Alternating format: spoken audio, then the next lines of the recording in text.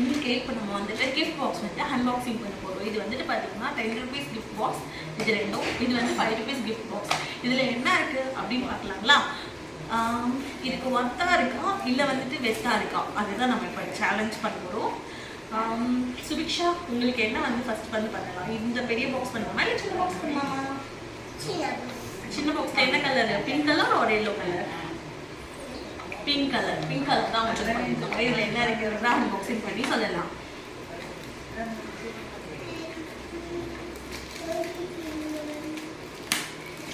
ரொம்ப ஈகராக இருக்காங்க, பார்ப்போம் என்ன இருக்குன்னு. 5 rupees பார்த்தா என்ன இருக்குன்ட்டு. ஓகே, இதுக்கு மேலே அவங்க அன்பாக்சிங் பண்ணுறாங்க.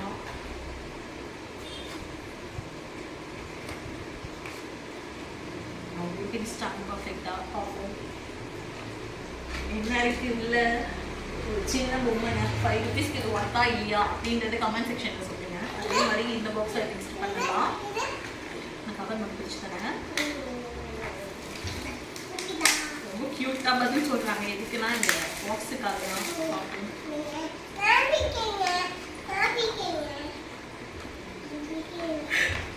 கிஃப்ட் எடுக்கிறேன், வீடியோ எடுக்கிறேன்னு சொல்லி அவங்களுக்கு கொஞ்சம் ஆக்ட் பண்ணுறாங்க.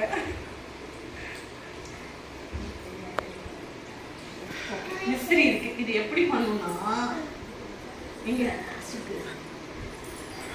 இதை இப்படி வச்சுட்டு இதெல்லாம் வந்து 5 rupeesக்கு ஒர்த்தான் மட்டும் ஷேர் பண்ணுங்க.